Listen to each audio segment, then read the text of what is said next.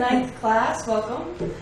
And for announcements, I would just like to announce that Allie McCrae is going to have a class starting this Tuesday at 6:30, and it's about the minors, and it's going for 6 weeks, every Tuesday night. So The miners in the Tarot. the minors, Not about the miners trolling in the ground. Oh, okay. The minors Or those under 18. All right. So, and then I'm going to go a little bit slower in my reading of the things. I think it just seeps in better if you go slower. So, and I have a lot of pictures, so feel free to, look at the pictures and let me read. Unless you have to read. Because your mind can't do two things at once, so it's hard to do. And, and that uses both sides of your brain, right? When you see in a picture and reading, so. All right, and off we go. Let us begin. Chapter 9, How to Think Constructively. All right. So, let's start out with the definition, as we always do. Constructive thinking depends upon the ability to direct the attention and the thoughts persistently to a predetermined subject. First, a person must consider the thoughts and feelings which should be engaged for the most constructive results, and then consider how the thoughts can be properly directed. Not only must the thoughts and feelings be selected, but the consciousness must be engaged to the exclusion of other thoughts and feelings which would be detrimental.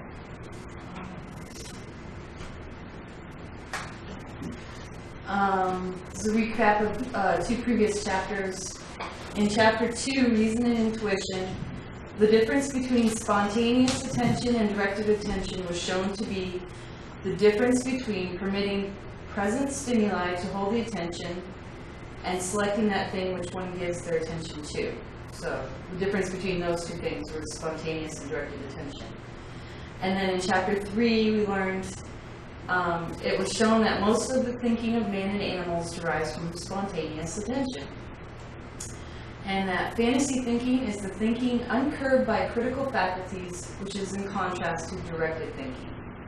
And that the attention, when directed by volition, and that's by your own choice, is called directed thinking.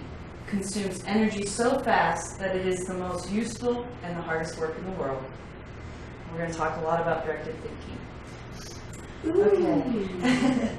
All objective thought and feeling expend electrical energy. So there's a lot of science on this subheading we're going to go through. All right, so we must briefly discuss the late trend of material science and the discovery of the processes of objective consciousness and the nature of the etheric energies which flow over the nerves before discussing directed thinking. So there's a lot of slides on that first.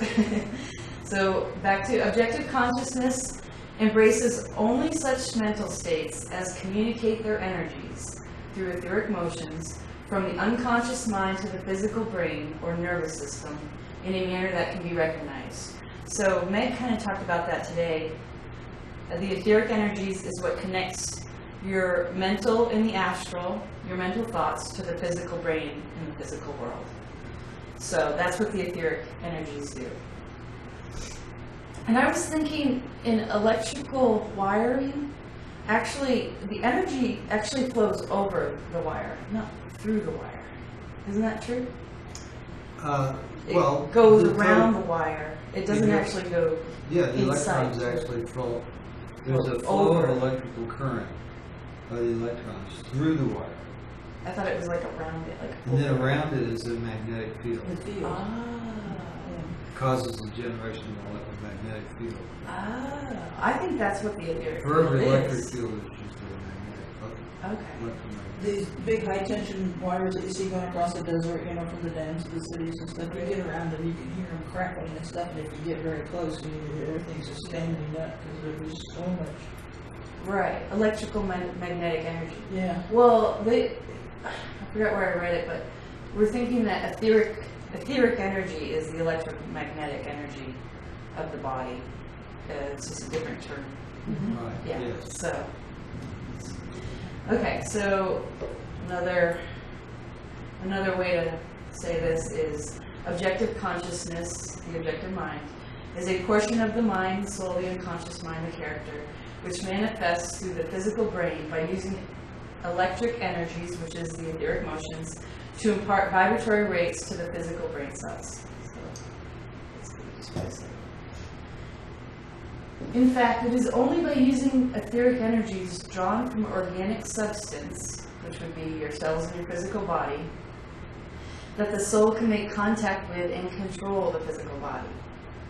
Material scientists have now recognized that this etheric energy is radiant and electrical in nature, and that they have advanced a theory about how the physical cells in all organic life produces this etheric energy. These scientists' theory about etheric energy will now be looked into further. So now we're going to talk about the cells and energy and where he gets his information. Okay, so we go look at the physical cells. This is a plant cell. Physical cells have a nucleus that is mostly protein, and this protein is comparatively acid. So here's the nucleus. Surrounding the nucleus is a cytoplasm, which is right here, so it's all this gray stuff, which is comparatively alkaline. Separating these two things is a semi-permeable membrane. So here's a membrane.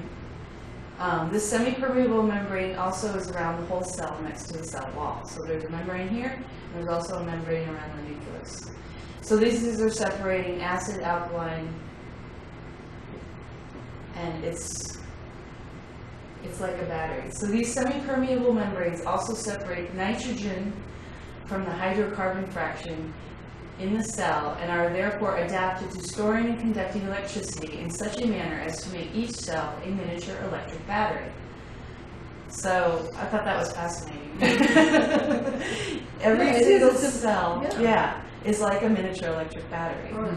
So, and now. So that's where that whole alkaline acid, keeping the proper balance between the two of them. Yeah.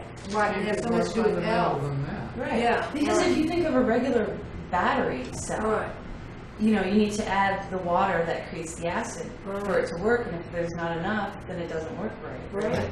Yeah. So it's all about the balance. And, So he's going to go on to discuss further about cells and stuff. So bear with me if you don't like science. I love science, so I thought it's good stuff. This is great. Okay.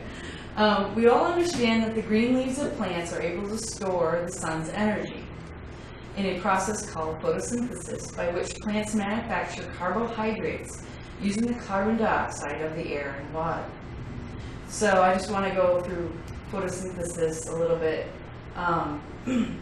So there's water absorbed from the roots that go into the plant. There's light from the sun that go into the plant. And what the plant does is traps the light energy to make food, and then releases carbon dioxide. Carbon dioxide comes into the plant too. So it needs light, carbon dioxide, and water. And then what it does with this is then it gives off oxygen into the air, and then there's sugars converted, which is starch, which is the carbohydrates that are stored in the plant parts. And then there's also iodine, which turns dark blue. And we're going to go through a little bit of like the nitrogen and what's in carbohydrates and stuff. We're going to simplify it, so. All right. So carbohydrates are the class of compounds that use carbon, oxygen, and hydrogen. So here's water, H2O. So there's hydrogen, there's oxygen. And since dehydration means loss of water, to dehydrate means to add water. So carbohydrate indicates carbon is combined with water. So here's your water and here's your carbon, and then you get carbon dioxide. But carbohydrates is these things all mixed together. Now a protein is made up of carbon, oxygen, and hydrogen, just like a carbohydrate. But because protein is more complicated, it needs another element. That would be nitrogen. So here's your nitrogen elements. These are the protons in the nucleus, and then the electrons floating around. Here's oxygen, here's a hydrogen, here's a carbon atom. So this is a protein, and this would be the carbohydrate. Would be that.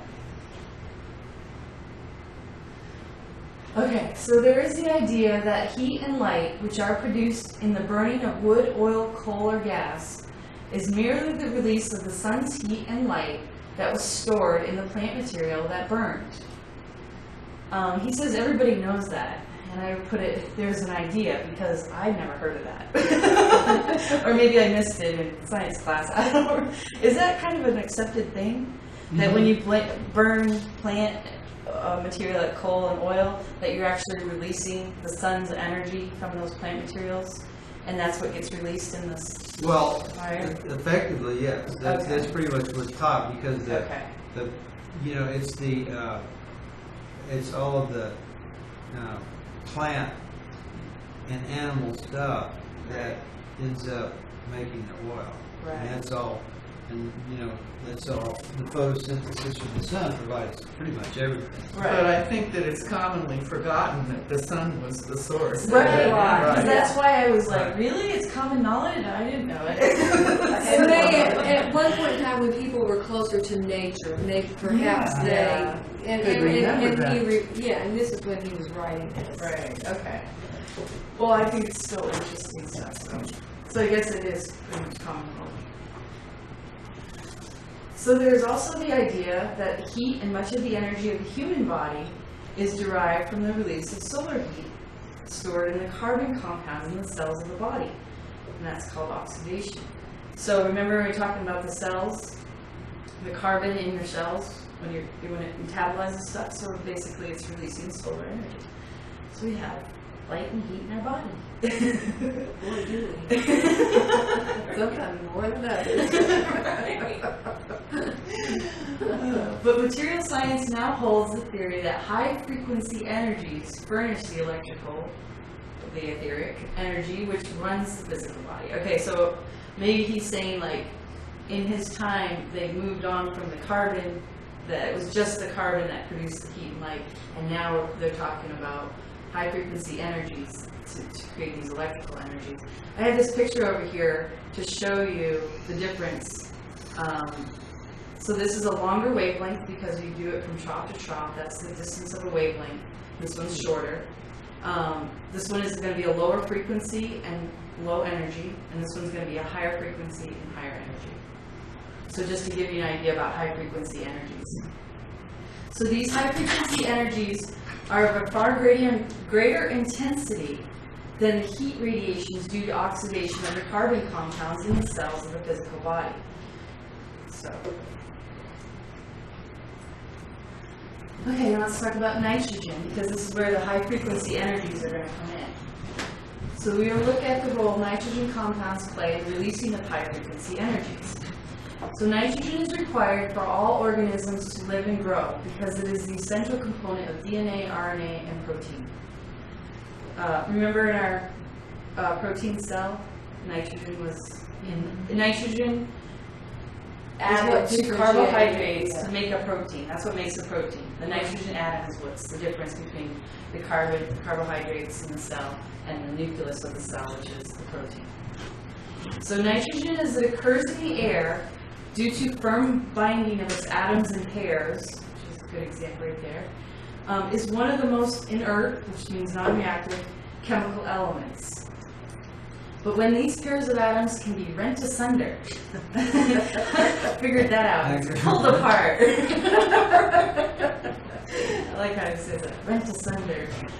The nitrogen becomes one of the most active of all chemical agents. So normally occurring, they're in pairs, and it's inert. But then when they're pulled apart, they become very reactive with everything. So how are these nitrogen atoms rent asunder?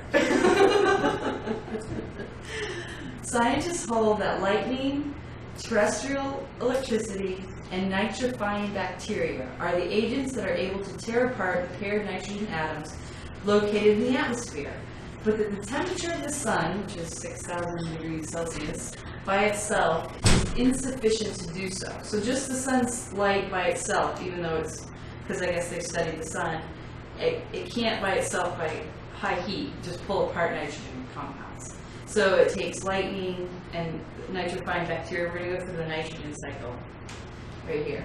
So the nitrogen cycle is a set of biogeochemical processes by which nitrogen undergoes chemical reactions changes form, and moves through different reservoirs on Earth, including living organisms. However, most organisms cannot use atmospheric nitrogen by itself, the largest reservoir. It has to go through all these processes before living organisms can use the nitrogen. So 100 million tons of nitrogen are thus fixed, pulled apart, and combined with other atoms annually by lightning and carried to the Earth's soil by the precipitation of rain, snow, and hail. And this is Zane's term. So this is the nitrogen life cycle. So the most biggest reservoir of nitrogen is in the air, but it has to, through lightning and stuff, it gets fixed, they get pulled apart, they combine with other atoms, and then it turns into the soil. Rich soil has a good nitrogen content, right? And then when the animals eat the soil, that's the nitrifying mineralization, nitrifying bacteria, I guess. It creates ammonia, nitrification, and then it goes through, what is that? The animals eat it, Right. or it's lost into the air. Oh, right. Okay, and then gaseous losses, so I guess it comes out. Bacteria fixation.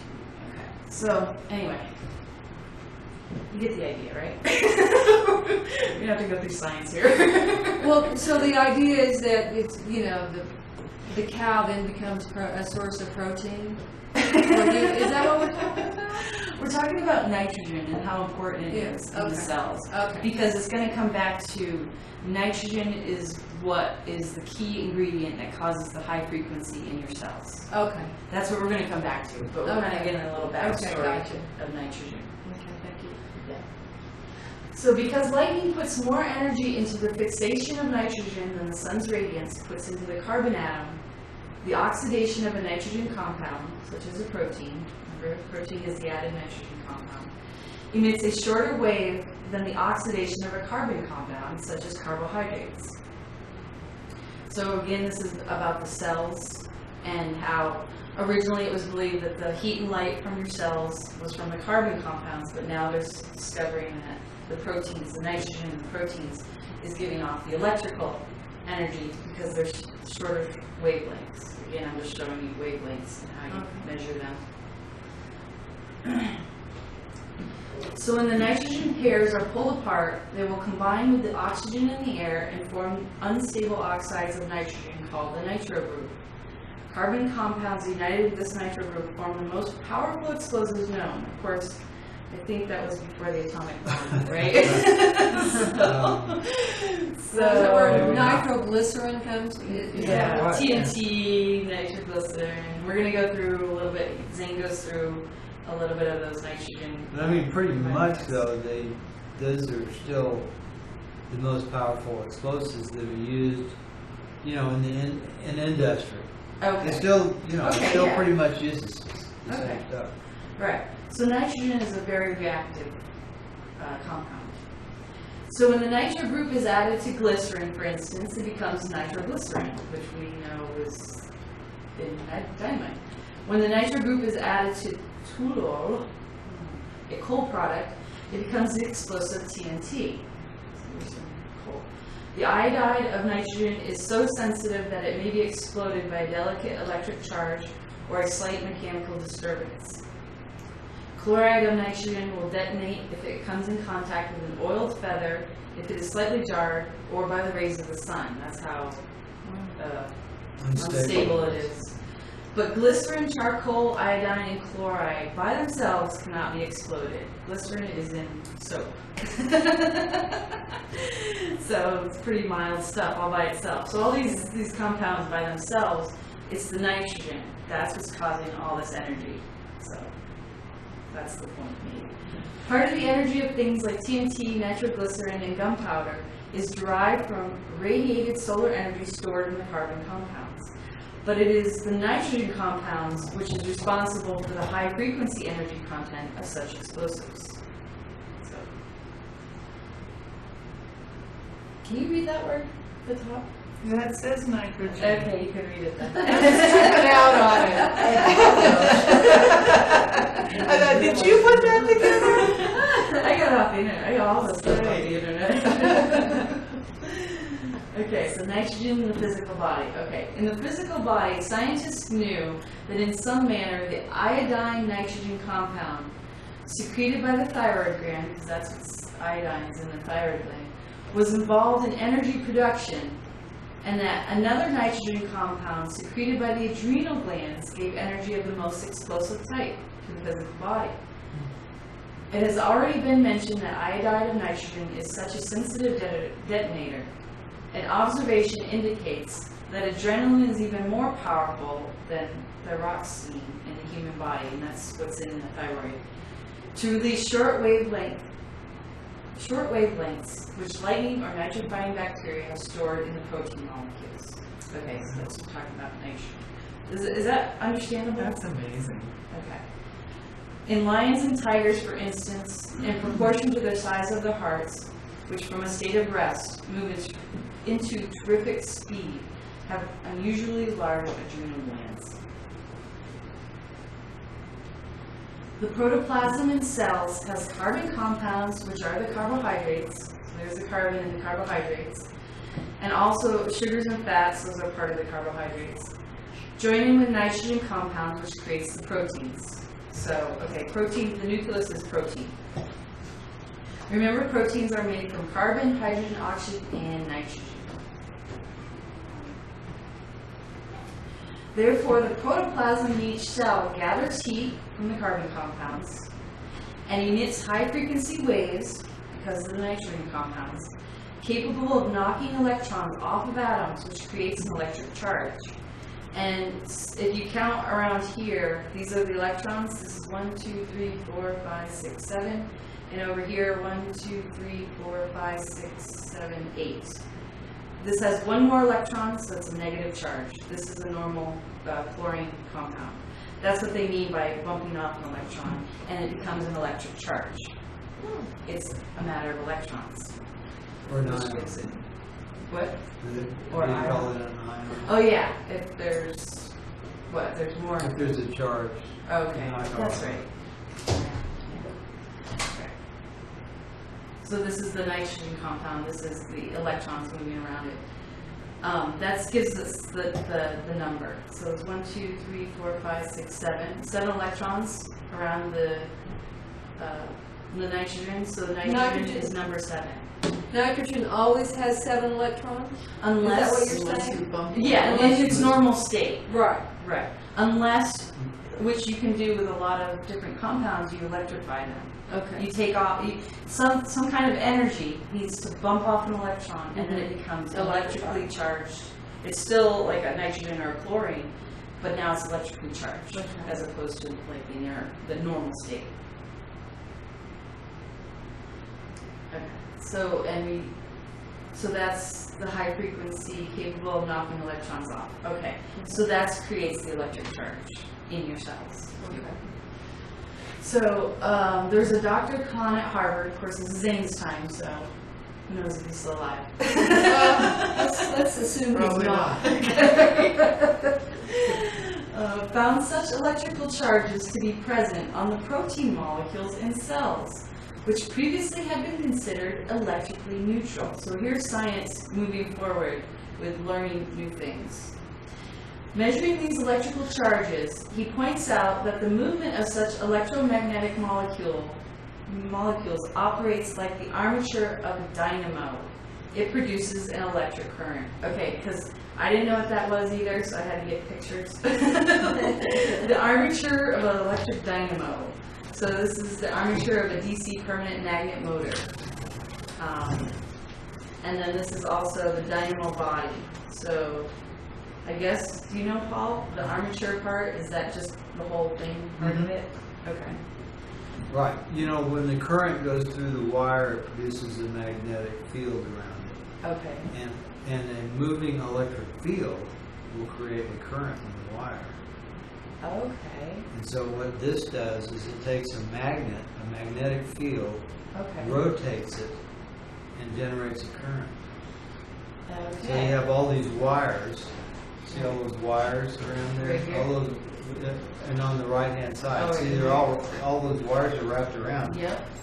That gets rotated inside these magnets, Okay. And that And then creates it creates a current in the wires that then is fed off, so you're generating electricity. It's how like a turbine, generates electricity. Is that what's in the car batteries? No, car battery is chemical. Oh, okay. It's the chemical. So you got the ions that, there's chemical potential energy. Okay. It's the ions moving from one side to the other creates, potential energy and Okay. creates electricity. This is chemical. This is electrical. This is electrical, This which is in our bodies we have the etheric energy, and so I think he's explaining how we have an electric charge in our body, within our cells, right? That's what he's basically getting at. This guy is Dr. Kahn at Harvard. So are we little dynamos walking around? All cells are. Our little cells are little dynamos. Little, and it's because of the protein molecules in the cells, which remember, protein had the nitrogen. Nitrogen is very reactive, and hence where we get all our energy from, I guess. Yeah, I guess the armature is the thing that's rotating. Okay, like here? Yeah. Rotation the of a magnet. Yeah, that's called the armature. armature. That's the armature part of Okay. the thing that's rotating. Okay, there it is, all right. And there is electrical output. Well, right. These are actually, the top and the bottom are actually constructed differently, but they do. They work the same. They work. It's the same principle. Okay, yeah. It's- I just pointing wanted to use that one because it said armature and then this one said dynamo body. Well, the armature is usually the thing that moves, right? Right. You know, Right. so, Armature. in one case, it's the magnet is the armature, and up there, it's actually the wires. Oh, See, okay. they did it opposite. See, if you look down below, the wires are on the outside. Oh, right here. Right. This would be the wires. And you're So rotating the coil magnet, wires. and up there, This you've one. got the magnet is around the casing, and it's the wires are on the armature, Right. and it turns. Right. Either way, a moving electric field will create an electric current in the wire. Cool. Fascinating stuff. I love science. Moving magnetic. And these electric currents inside the cells of the body, because we just discovered that's what is happening, are the etheric energies which flow over the nerves and enable the mind soul to control the body. Because remember, we need etheric energies to control our thoughts that go into controlling our physical body. And high frequency etheric energies generated in the body have a bearing upon the production of certain types of psychic phenomena through the use of these etheric energies. Of all the cells of the human body, those of the nervous system are best adapted to the production of shortwave radiations, as well as to carrying electric currents. So this is like a neuron in the brain. And here is your nervous system. You got your brain, spinal cord, peripheral nerves. So that's what's carrying all the electricity generated in our body. And these shortwave radiations have properties with which we have become familiar in the radio. In fact, Dr. Kahn used the same technical developments in the measurements of the electrical properties of the protein molecules that have led to the improvement of the radio. Go figure. What's a radio? And this, I just wanted to show you that in your visible light spectrum, your shorter wavelengths are the blue and the violet, and the longer wavelengths are the reds. And I think I have another, I think it's the next slide, yes. In the whole scheme of things, this is your visible light spectrum, and it comes right in here. And then, so in this picture, it's opposite of the last one, so forget the last picture. So you got longer waves when you're going into the red side, you got longer wavelengths, and then you got shorter, and these are your ultraviolet, your X-rays, your gamma rays, and then your longer ones are infrared, microwaves, and radio waves and TV waves. This discovery of the electrical properties of protein proves that the nervous system of man is, as occultists have long held, like a radio broadcasting set. And it also means that the nervous system is like a delicate receiving set, capable of intercepting short waves, which reach it from other broadcasting sets, which would be other nervous systems of other people, right? This would explain how mental telepathy works. And I kind of put these two things together to show you that the brain is both a transmitter and a receiver, is what he's saying, I believe, right? Yes. Okay. So you're sending out waves, and then you're receiving waves, and that's how mental telepathy works, right? It's just a matter of getting it. Right. It just makes me think of the Magus and how he's got his big antenna up there. Oh, yeah. Yeah, and he's both transmitting and he's receiving. Right, and it's Mercury that rules that. Mhm. That's right. Yeah, and It that's rules mental the nervous system. The nervous system. Right. How Isn't it amazing how it all stuff ties comes together. Wow, how did it do that? I love it. I love when science and the paranormal can mix together, or occultism, or whatever you want to call it. And this I just thought was fascinating because it's these are the different radio waves. So FM radio and TV use ground waves, and they measure ground waves by the two antennas going over the ground, and so they connect. Short waves, which is like, you know, the short ham radios and stuff, they go through the sky. And then AM radio uses both ground waves and sky waves to get the AM. That's why it's different from FM. UHF and VHF, or long wave, goes out into space to our satellites, TV, cell phones, and then connects back with those things. Do you know we can use the moon now as a bouncer? We Really? can send radio waves to the moon and bounce it back. And we don't need like a dish? Don't need a dish. It's the obelisk Really? that's up there that bounces it. Is that what it is? It's the obelisk. Okay, got it. I wondered what Oh, that that's was right, used it's for. that thing that- 2001. Right. It's there. Now, ham radio operators do that quite often now. Really? They can just tune into the They, moon? they beam their antenna to the moon. And they Wow. can get to the other side of the earth and Wow. bounce it off of that. That is very, very cool. So you don't need a space Satellite. station anymore. We don't need our satellites anymore? No, What? not for radio waves. Oh. That is so cool. But we need them for space flights. Right. Space waves, right? Yeah, the moon goes, the previous years, you didn't have a satellite up there, you wouldn't get much when the moon's opposite. Right. side of the earth. Can only talk when the moon's out. Okay, so mental telepathy. People have the ability to increase or decrease their mental and nervous tension through their thoughts and feelings, which controls the rate with which nitrogen compounds release radiant energy in the cells. This means people can control the shortness of the wavelengths emitted by their own nervous systems and thus be able to tune in on various levels of other people. So if you're fighting, that's creating high tension, not good. Or if you're more calm, I guess it creates better signals. So what's the upper graph? Yeah, let's. This is a symbol for a wavelength, and this is just showing you the difference of like wavelengths. So if we're in we can do it, are we in the shorter or the No longer. longer? Actually, you can do all three. You can do all three. Yeah. Yeah, it's just that he's saying that you can control it because it's based Right. on the nitrogen Mhm.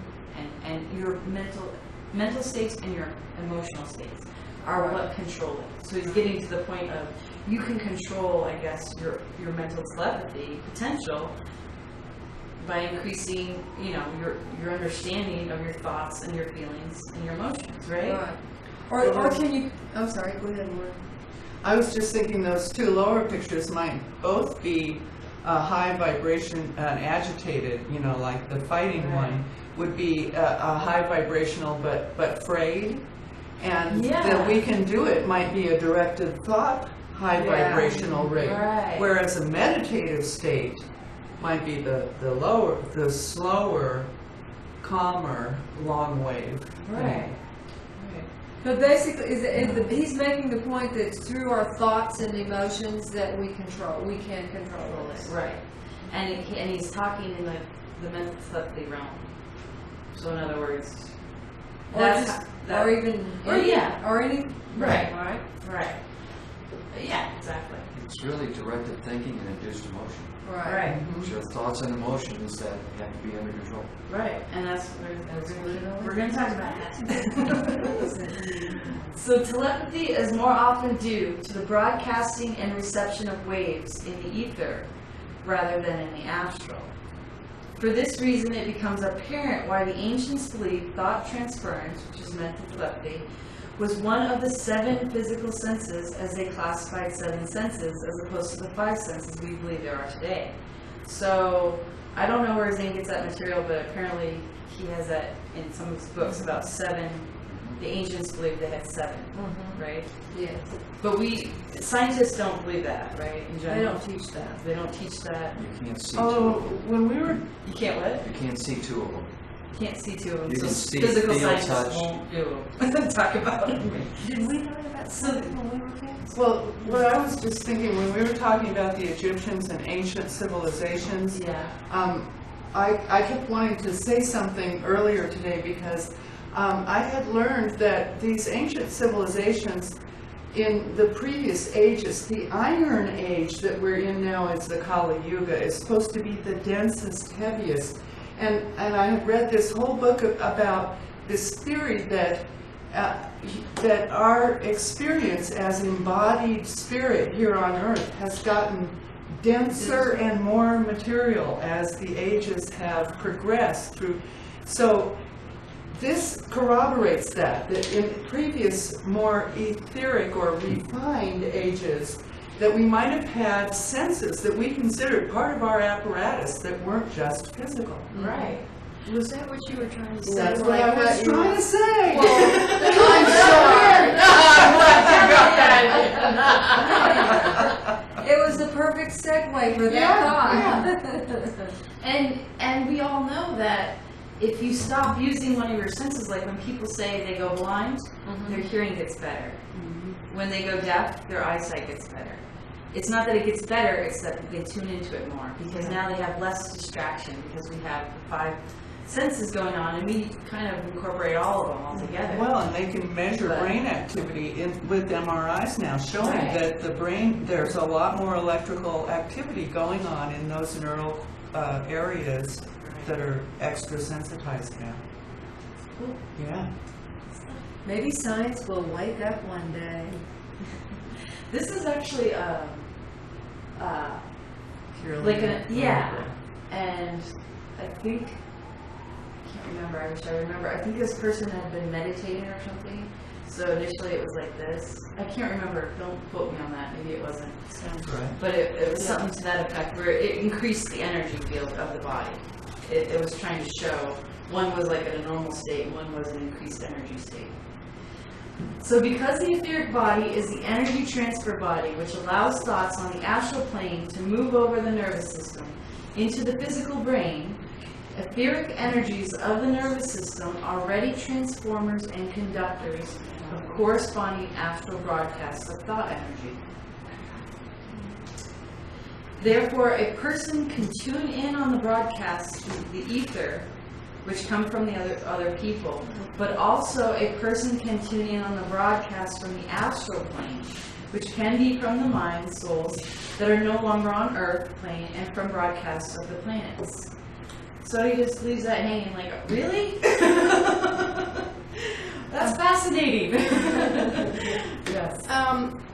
When I see those 2 images up there, the one on the left feels to me like just how we're just normally kind of walking around in our everyday life. Right. And the one on the right feels to me like how we might look if we're really tuned in. You know, we're really like, ooh, you know, on fire. Right. And it seems to me that, and you and I had this conversation, you had an experience when you were very, very happy. Yeah. Right? At one Yeah. time, a real odd, and that happiness and love and relaxation and everything might just really charge up your neutrons or nitrogen or neurons or whatever. Protein all Right, and I've always contended that when people first fall in love, Oh my gosh. Yeah. you know how charged up You're you are, and you're firing all firing the time. on all cylinders, you're really, really happy, and those are You the feel times. tall. You feel tall. I feel much taller.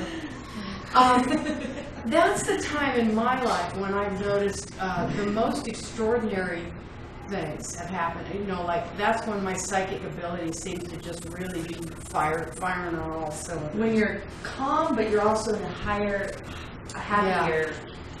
state. Yeah. Right.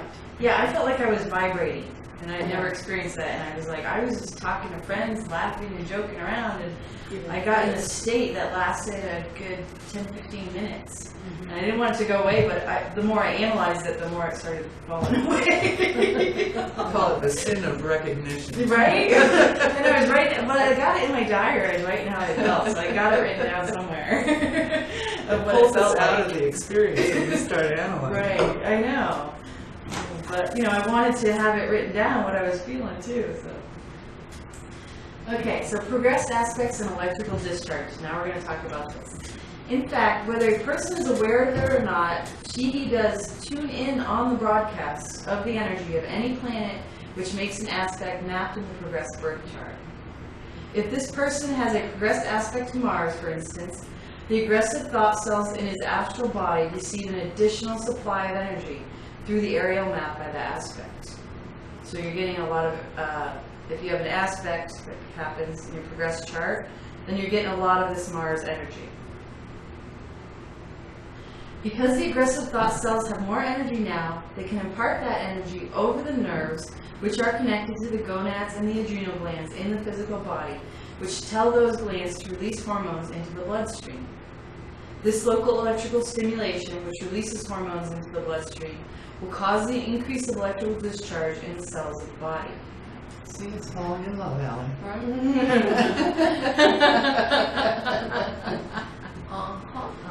So now I was kind of curious about something, but we could probably discuss it because now my time limit is gone. So before I had a lot of time, but does he talk about the other endocrine glands and what they? Since he said that Mars goes with the adrenal, which seems obvious. Does he talk about like the other planets ruling the other? Yes. He does. Okay. In Cool. different places. That's good. Good to know. So these electrical discharges over the nervous system affecting the glands will stimulate aggressive thoughts, keeping the nervous system constantly tuned in to pick up still more of the Mars broadcasts, unless there is an effort made to cultivate other thoughts. Okay, that's talking about if you have a progressed aspect to Mars. So not only are you receiving that, but now you're getting your body's, constantly getting that. So now it's tuned into that type of energy. So then you have to cultivate other thoughts. An effort is made to cultivate other thoughts if you don't want that too much, an overabundance of that. But as the brain cells generate high electrical charges under the processes of thinking and feeling, it is within the person's own brain power, thinking processes, to reverse that stimulating process. That is, instead of being stimulated by the electrical currents coming from the body cells, directed thinking that is done properly can initiate a current which stimulates other hormones instead, which in turn will have a quite different effect upon the body cells. So again, our astrology is there, but by our own thinking, we can kind of maneuver through it, right? In other words, whether the electrical current is a response to an external stimulation, which determines the quality of a thought, or is a response to a type of thinking deliberately selected for a certain purpose. When the thought is once initiated, it tends to gain volume and perpetuate itself through the action of the hormones of the endocrine glands, and the energies of a similar frequency will be picked up radio fashion by the nervous system as well. Okay. I'm going to read just a little bit about the endocrine glands if you guys want to hear about it. The endocrine system is instrumental in regulating mood, growth, and development, tissue function, metabolism, as well as sexual function and reproductive processes.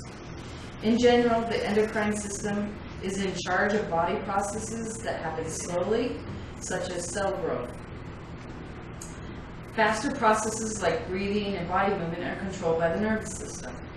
But even though the nervous system and the endocrine system are separate systems, they often work together to help the body function properly. The foundations of the endocrine system are the hormones and glands. Hormones the body's chemical messengers, transfer information and instructions from one set of cells to another.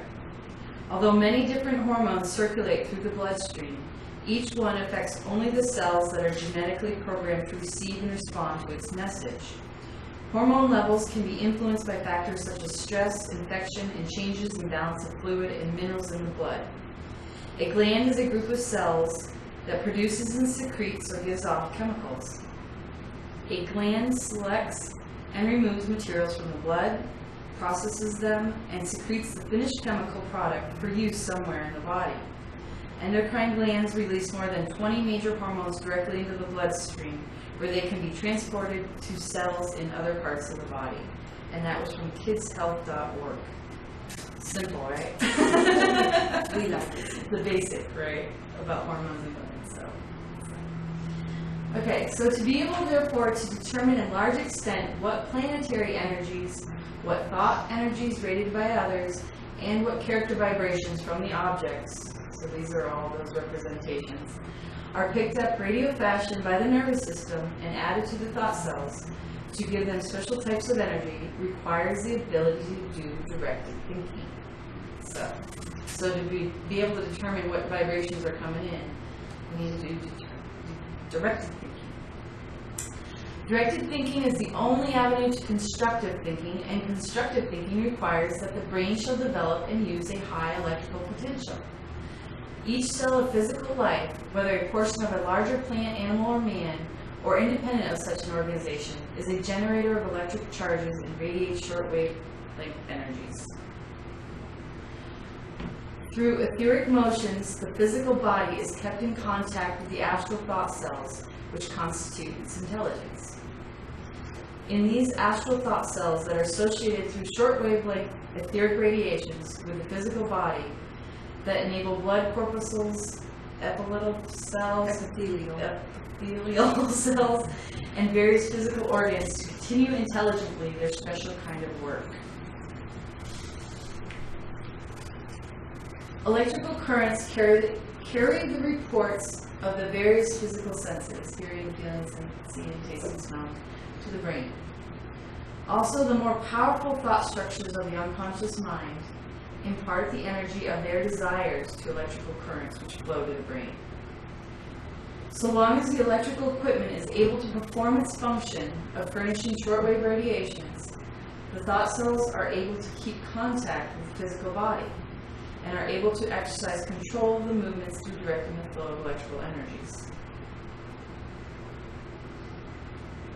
But when, for any reason, the battery runs down, the essential conditions of contact between the physical and the astral plane are no longer present, the thought cells cannot exercise control, and the physical body is pronounced dead.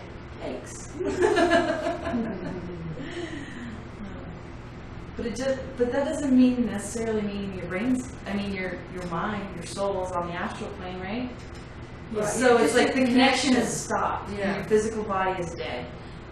But you're on the astral plane now, your mind, your soul, But right? your physical cells have no magnetism anymore to Right. keep it intact. But see, wouldn't that mean that just because your physical dies, your soul, your mind, that we're learning through Zane is on the astral realm anyway, and that it's the Right. etheric energies that are connecting the two, so that's still there. Right. That makes sense. I mean, that Well, certainly in our cosmology, that makes a lot right of sense. exists. Zane's, so your mind is still there, your soul. Mhm. Okay. The center of your consciousness didn't Your move. consciousness. That transition. Right. Because now you're aware over there. Right. Because now you no longer have a physical body to be aware of. Now you don't have to worry about crashing into cars and things like No. that. You need to go fly around. You and do don't have whatever to you worry want. about eating. By golly, I still know I'm going to eat when I first get there. Works for me. Yeah, there's no I'm sorry, sorry, I'm not never. giving it up that quickly. Okay, so Zingo talks about the electrical function of sleep, and he kind of is saying the basics that we all kind of know. This is an example of your left hemisphere and your right hemisphere. One's having a party and la la through the two lips, and the other one's in cubicles. In order for the brain cells to vibrate sufficiently to register as objective consciousness, electrical energy must be expended. The cells of the gray matter of the brain are the most effective electrical batteries of the body. Yet all conscious thought consumes electric energy and tends to exhaust the electrical charges formed by these cells. And like any electric battery, if the circuit is kept closed, which means it keeps going forth, it tends to run down. If you keep your foot on the starter of your car, you're aware that the current weakens, and if this is continued, your battery goes dead. This is also true with the brain, with every cell and organ of the body. If they are to continue to perform their function, they must be given an opportunity to recharge. And all the organs of the body are provided with such periods of rest in order that they may not become completely polarized or dead.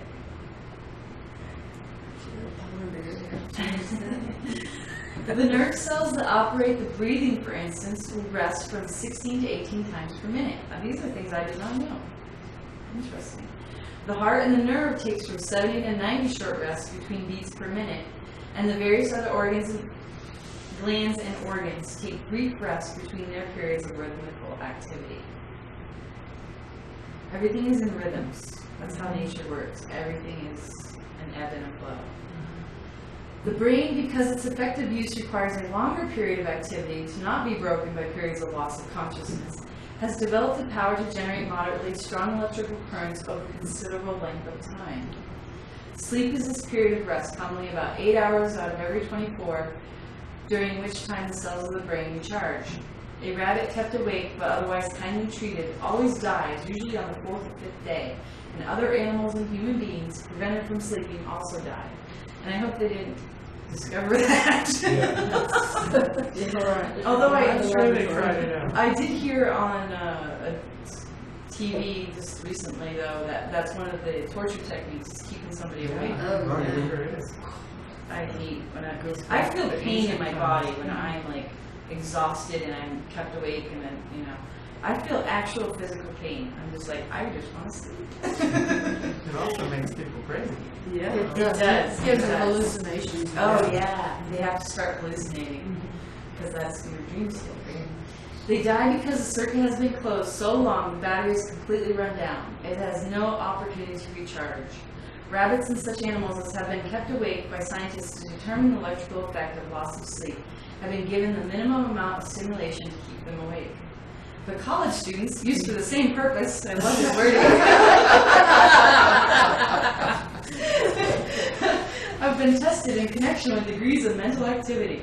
The more intense the mental activity and the more concentration required, the sooner exhaustion was observed.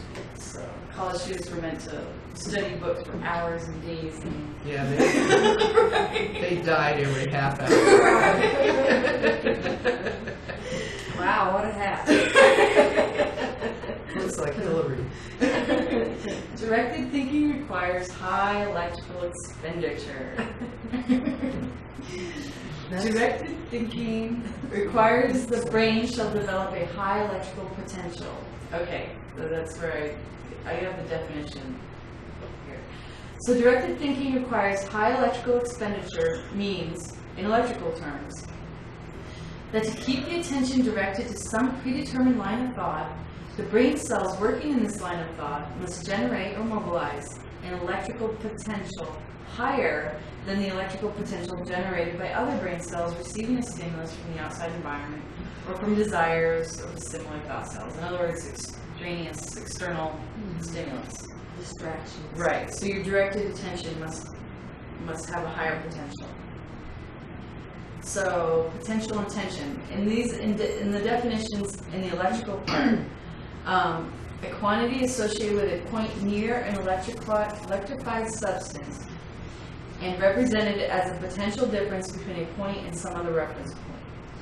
Also as the work hypothetically necessary to bring a unit of positive charge from an infinite distance to a given point.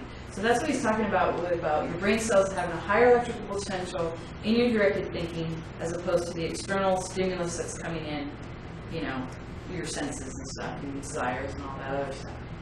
And then tension is basically almost the same, electromotive force potential. So Zane is talking about these things, and I finally discovered, oh, this is what it means. In other words, the thoughts to which objective consciousness attention are given must be able to command and use electrical energies of higher voltage than other thoughts can command when the attention competes with them. Or to put it another way, the thoughts which can muster the highest electrical potential by generating greater energy are the ones which gain objective attention. Yet at all times there are energetic thought cells within the unconscious mind whose desires strive to gain recognition. And also at all times, stimuli from the outside world coming in over the nerves tend to give electrical impulses to the brain cells and thus vie for and gain objective conscious recognition. These are the sources of spontaneous attention and the guiding influences of fantasy thinking. And that's what hinders your directed thinking.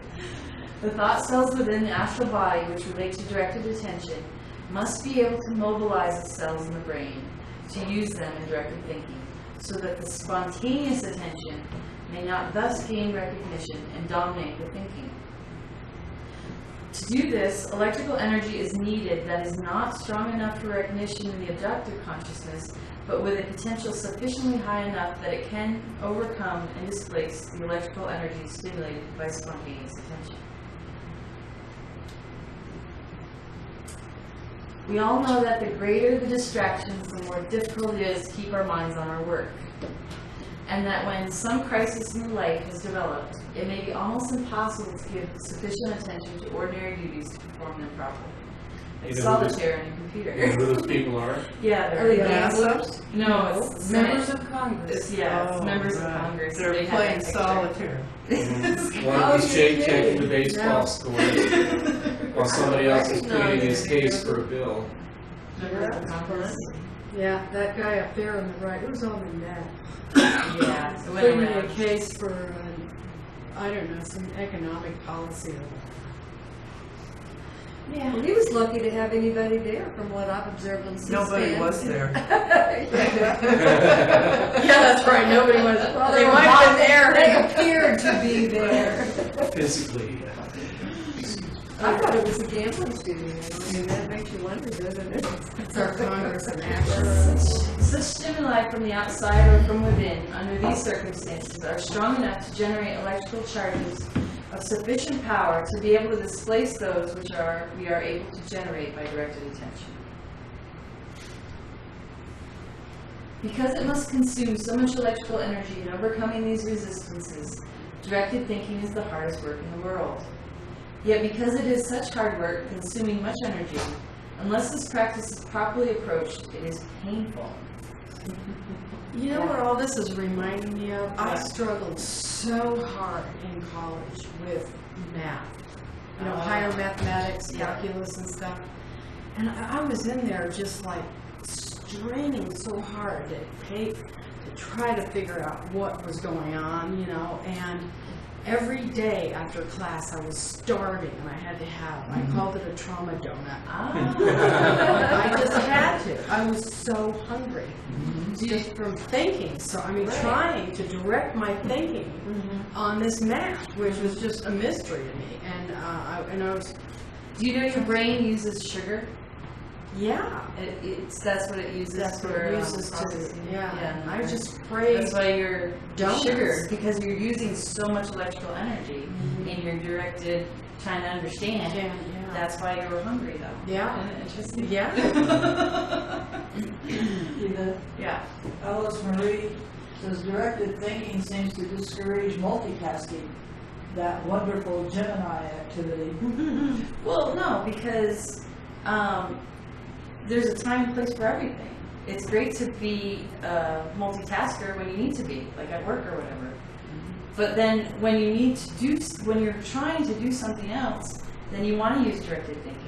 So it's different times, different places where, You made one the is point directed. at the start of this lecture that we couldn't both read and look at the pictures at the same time. Right. The mind is only capable of focusing on one thing. Right. So multitasking really means training ourselves to Jump direct it to around. one thing at a time and then switch the track to another thing at a time, but we can't ever really train our minds to pay attention to multiple things at once. If we're going to become successful multitaskers, it's the discipline of running 3 tracks and switching our attention equally or however much is appropriate from one to the next and being able to return, being versatile and flexible in that way. But that's what Mercury is all about. Mercury is never going to be able to make us be truly dual. We're going to be flipping back and forth all the time, but we're not going to be It's like a computer truly processor. dual. Ah. It does a little bit of information here on a task, and goes and does something else here on the other task, and it just keeps, Right. moving through them until, but it's going so fast, you don't see that it's doing all those So things. the gift of Gemini is that ability to, I like to consider it associative thinking, to relate this to that and Yes. flip our Absolutely. attention back and forth and see the correlation of things and all, coordinate and synthesize. But we're not really synthesizing with Gemini, we're gathering the information. Yeah, like right. the dual process. Right. Gathering, and Sagittarius then you is more process like it. the synthetic. And direct it. Right. That's what you want. All right. Okay, so therefore, unless associations are employed which give a feeling of pleasure, the painfulness of the process tends to cause it to be shunned as much as possible. So directed thinking is harder. You probably don't like math. Have to do that. No, not really. It was painful for you. It was painful. However, there are some little aspects of math that I really like. I use equations all the time, but and actually I do like math. It was just, Calculus is hard. calculus is really hard. Another way of Calculus thinking. is different than math, Right. and so it was just, it was anxiety for me. It was just traumatizing that I couldn't understand this. And couldn't figure out why I couldn't understand it. But that's where they separate the really smart people from the people that are not that smart. But you were traumatized. Well, There's something about effort. In the field of math, that's right. There's some to effort. You Yeah. know, Well, but it is anxiety provoking because Yeah, very it's the anxiety. kind of thing that at one level the next level builds on where you've been. And if you don't master where you've been, Yeah. you're really lost out there in the future. So this guy could be said to be directed thinking, right? Yes. Because he's thinking about what he's doing. This is daydreaming, and this is fantasy thinking, definitely. Yeah, right. See, there's the Iron Man. Maybe that was in my subconscious last night. That's why I mentioned Iron Man. There you go. Okay.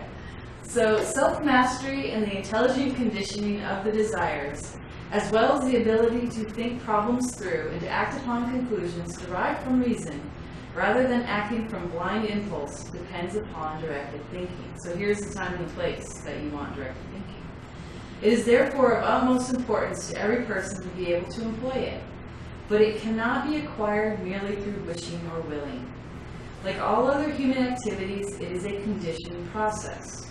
To acquire proficiency in it, therefore, it should be practiced regularly. Directed thinking. Cultivating directed thinking. For directed thinking to get attention sufficient to become habitual, therefore, whenever it is employed, it should be considered in connection with the satisfaction it gives to numerous other strong desires, such as in sublimating desires, and it should be made as highly pleasurable as possible through artificial association. That's the first time I heard him say, artificial. But that's what you have to do initially. That's the donut. There you go. I look forward to that. There you go. And when through the artificial associations, directed thinking becomes sufficiently pleasurable, the pleasure will make it habitual. Thus, to be able to direct one's thoughts and one's destiny towards some goal, this should give high satisfaction to the drive for significance. Cultivating directed thinking. All right. Because it consumes so much electrical or vital energy, intense directed thinking soon leads to exhaustion. People, when they are tired, do not think as clearly as when rested, because there is insufficient electricity at their command. For this reason, high executives usually refuse to make important decisions when fatigued. Yeah, I bought a car one time after I got off a midnight shift. That was, you know. Not a good choice, huh? No, because I lived, less than a quarter of a mile from this car dealership. And I was like, I can walk home, I can get my title for my car, I'll just walk there. Because they wouldn't give me my car back. Once I gave them the keys to look it over, there was going to be the sell back. No, they didn't want me to go home and think about it. And I was tired and exhausted that I couldn't think about what, they told me something that was a little bit higher than I wanted, but I was like, okay, that's acceptable. And then when I signed the papers, it was like a couple of, 6 months was added to my payments. So they did all these little tricks that my mind was tired. Right. That I didn't, Yeah. never do anything when you're exhausted. Do not make important decisions when you're tired. But I learned a mighty lesson in that one. Yeah. So we cannot be expected to keep our brains intensely at work over long periods of time.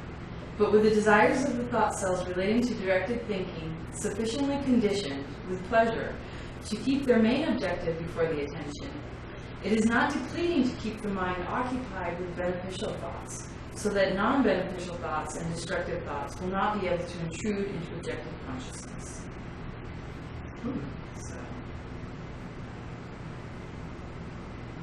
So I like the summary on the left. can do. Yeah, Can do. that's a long sentence, basically. Yeah. Can do. This is for you, Paul. I'm not of you. Took this picture up. This implies that the individual has cultivated a number of harmless yet pleasurable interests to which, when his brain is not engaged in work, he can turn his attention, and which have enough desire energy that it requires a minimum consumption of electricity to keep thoughts relating to them before the objective consciousness. And this says, affirmations do more than change the way I think. They also change the way I feel. They give me the power to change what is in my heart. Powerful, positive affirmations. Here's Paul on his boat.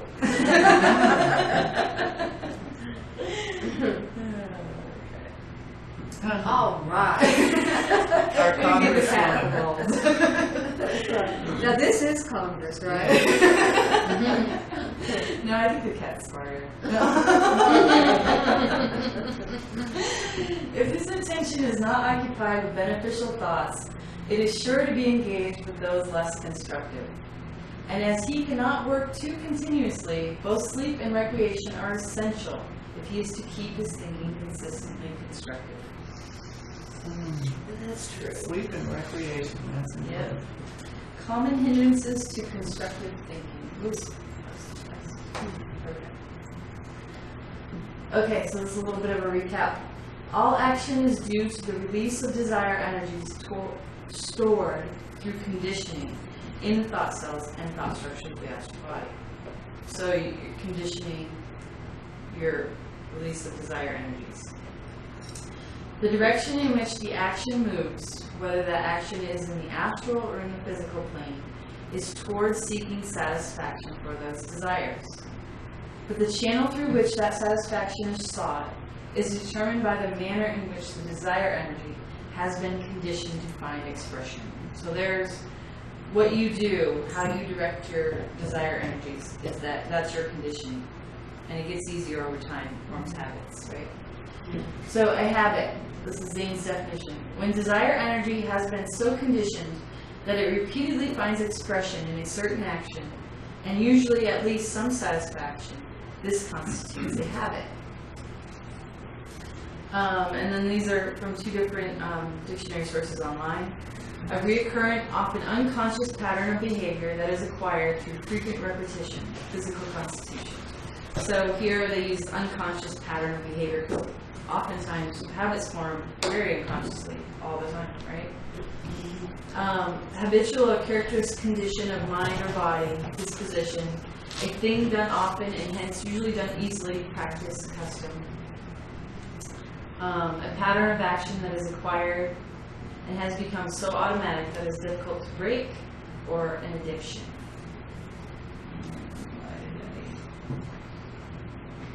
Oh, when things, the habit makes things easier, right? So they can be good or bad. And when you get older, you can't remember. Did I do that or did I not do that? I noticed that. Why am I in this room? Did Did I come here? Or Why did did I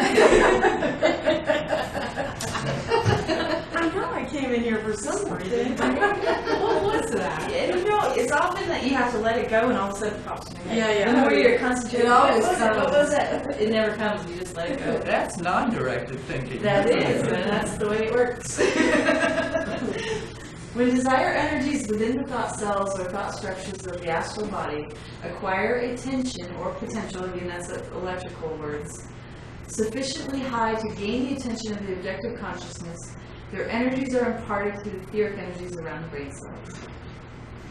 So again, this is the definition: tension, the electromotive force potential. Potential is a quantity associated with a point near an electrified substance.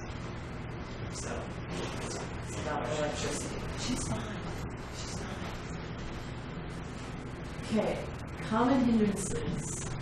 And then the etheric energies generate electrical charges within the body, which initiate nerve currents that produce glandular or muscular activities.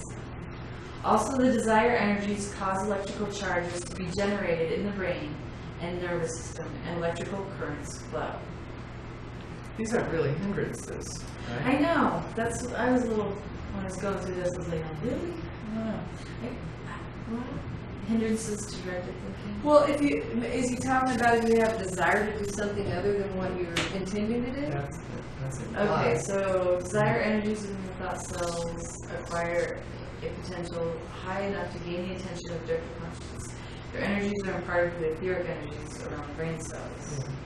And then the etheric energies generate electrical charges within the body which initiate nerve currents that produce glandular or muscular activities. But if you go back to the previous slide, that tension or potential Yeah. drives your directed thinking, interferes with your directed thinking. The natural tension, the natural tendency to want to do, Mars thought cells are being stimulated, or if you're hungry, or if you're Right, all the whatever it physical is. sensations. You've got all of these competing things going on Okay. that are competing for attention, and they all have a certain tension to them. Potential energy that wants to be released, Okay. I get that. and that competes with your directed thinking. Okay. All right, I that think makes that's- sense. that's what- I think that's where he's going. Okay. Thank you, Paul, for explaining it better. They should be called common ameliorations. Right. That word is in here Right. somewhere. We'll get to it. Also, the desire energies cause electrical charges to be generated in the brain and nervous system and electrical currents. Okay, so that's the electrical currents of your desires, of the outside stimulus, are all competing with, and those are hindrances to directed thinking. Visual images, auditory impressions, and other perceptions are customary means by which the unconscious mind communicates information to the physical cells, physical organs, and glands of the body. So again, these are hindrances. They're not hindrances because Depends you on have how to you live. use them. You either use But- them toward your intended Yeah. directedness, or they're distractions. Right. Well, when you're trying to do directed thinking and a mosquito bites you, what's your, slap it. Right. Well, you feel that pain now, you can just say, no, I'm not gonna slap at it, I'm doing my directed thinking. See, that's hard. It's hard to do. And your sensations are vying for that directed thinking. So, all those impressions. It is not within your unconscious mind's province to distinguish between an image more directly from the physical world and an image formed in the imagination, the astral world. The reactions of fright or anger are just as strong when one mistakes a friend for a dangerous foe as if the dangerous foe were actually present. Nor do the desire energies of the thought cells and thought structures of the unconscious mind discriminate unless they have been conditioned to do so, between gaining satisfaction through imaginary accomplishment or through real accomplishment. So, their energy is released quite as fully through either channel, real or imaginary, and after the energies having been expended is no longer available for further activity. But if the satisfaction is obtained through imaginary exploits, then the electrical currents initiate much less muscular contraction and expend their energy chiefly in those emotional discharges that affect the glands. Not only is the desire energy of the unconscious mind expended in imaginary accomplishment, but the physical vitality or electrical energy of the nervous system is also expended. So he's basically saying that real or imagined, it doesn't discriminate. The effects in your body are the same. And that you're going to expend electrical energy even in imaginary thoughts as opposed to, Does he say you might expend even more with your imaginary? Is that? I never remember reading that. I don't remember reading that. Do you wasn't, remember that? Well, it wasn't implied. Well, that wasn't implied. I thought.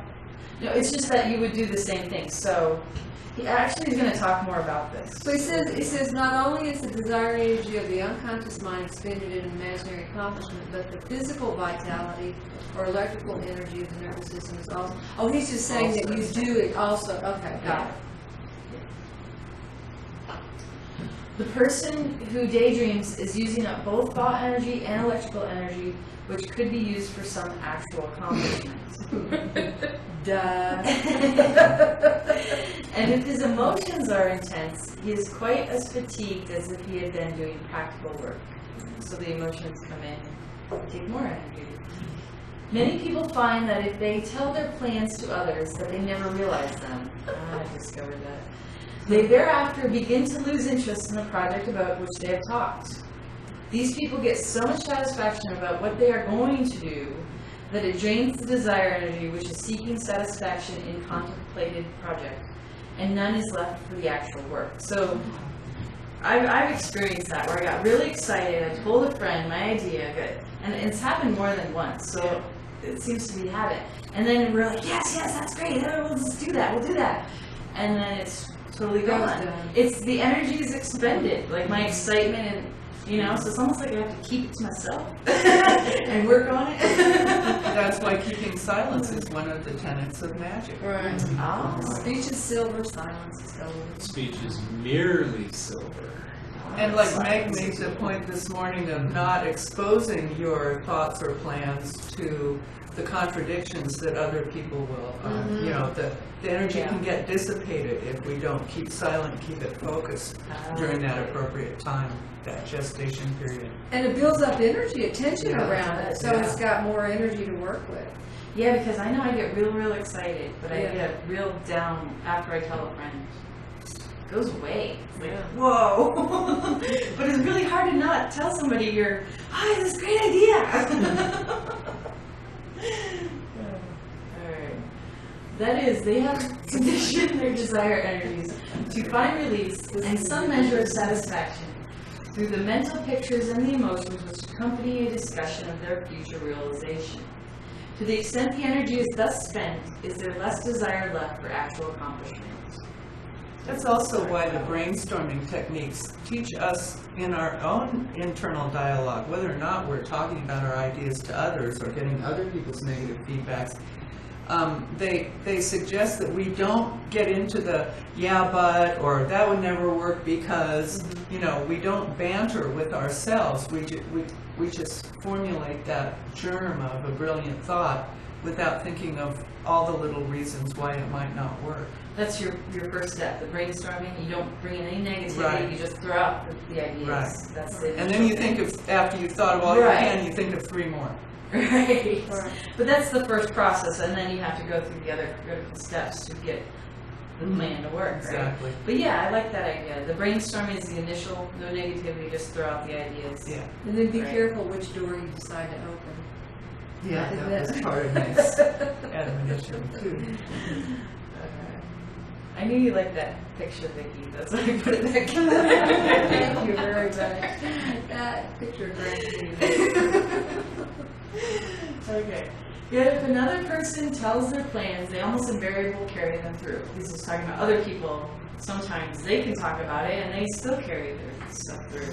They have conditioned the drive for significance so that once they have committed themselves to others, its whole force is thrown behind the project. After stating they were going to do something, if they should fail to do it, they feel that they would not only lose space with others, but with themselves. Such acknowledgement of inferiority is more than they feel they could stand. Consequently, once they have told others what they're going to do, they do it or die trying.